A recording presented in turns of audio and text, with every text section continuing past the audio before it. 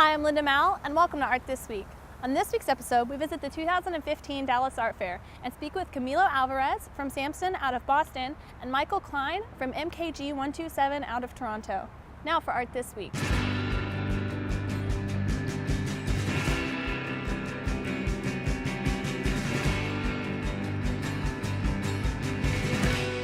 They're just end questions too. So my name is Camilo Alvarez. My gallery is called Fair-Samsøñ. It used to be just Samson Projects, but I dropped the projects and added an enye to the last letter. I'm based in Boston. I'm originally from New York, but in Boston for about 13 years now. Okay, great. And can you tell us a little bit about the work you're showing today? We'll discuss this in a bit more detail, but how many artists you've got, or if they're all from the town where you're based. Yeah, this year I decided just to bring the work by 4 artists. Craig Drennan, he's based in Atlanta. Corey Escoto, who's based in Pittsburgh, but he's actually originally from Amarillo, Texas. Mark Cooper, who's based in Boston, but he's been collaborating with artists from Hanoi and Beijing. He has several museum shows lined up there in the next couple years. And then Victoria Fu, who's based in Los Angeles and was recently in this past Whitney Biennial. And the Whitney actually recently acquired a video of hers. So I thought, all these things that they have going on are really important to kind of help people understand where they stand in the world. Excellent. Well, let's maybe focus in on one of the works. So this is almost like an installation of Polaroids. Can you tell us a little bit about the artist? You said that he comes from Amarillo originally.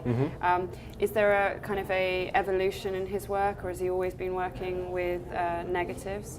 Well, these are Polaroids, so they're slightly nostalgic film, very unwieldy, hard to work with, and also kind of gotten slightly expensive to even find. He's originally from Amarillo, but he's based in Pittsburgh, as I said. He went to Texas Tech for his grad school degree, and then he recently had a solo exhibition at the Carnegie Museum in Pittsburgh. So with these works, he basically, it's multi-exposure Polaroids. So it's a really intense process and hard to explain, but he basically does the masking in camera and then outside of the camera. So for example, with this work, there's about 15 different exposures.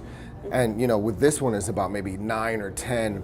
Each shape is him actually masking the rest of the photograph, the rest of the film, in order to just get that one snippet, and then this one, and then this one.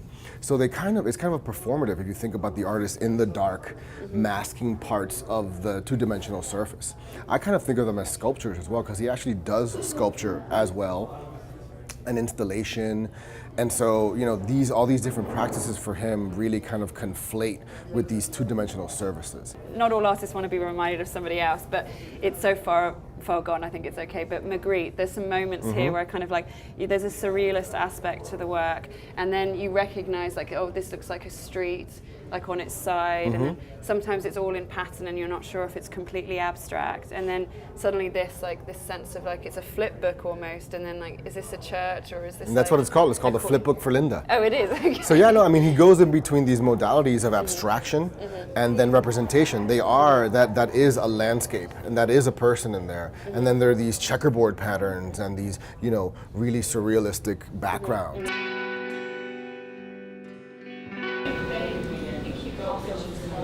My name is Michael Klein. I'm the director of MKG127. That's a gallery in Toronto, Canada.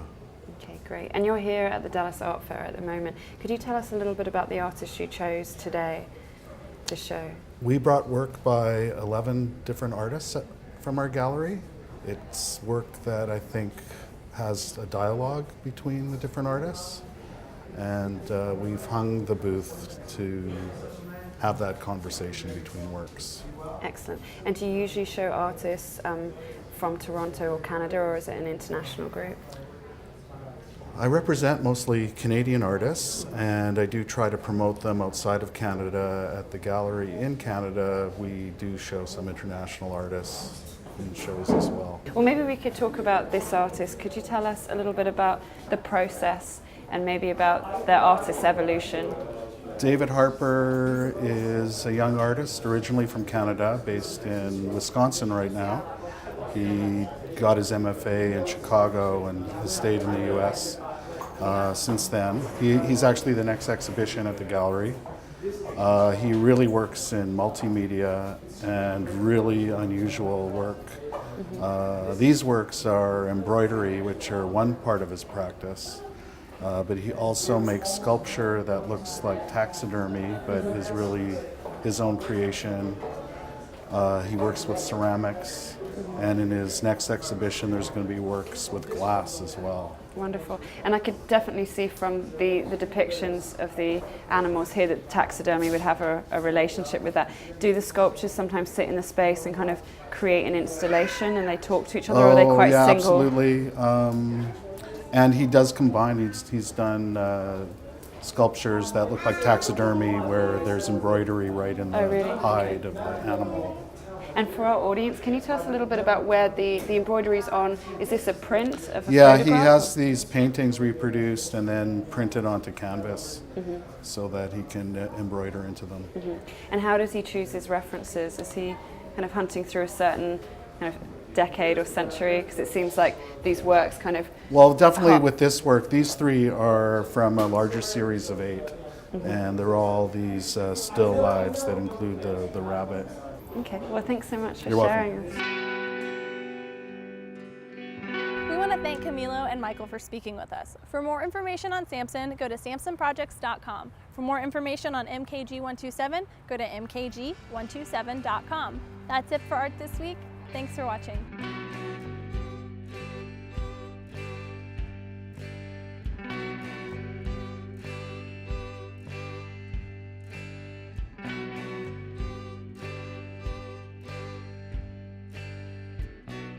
I still got your Polaroid.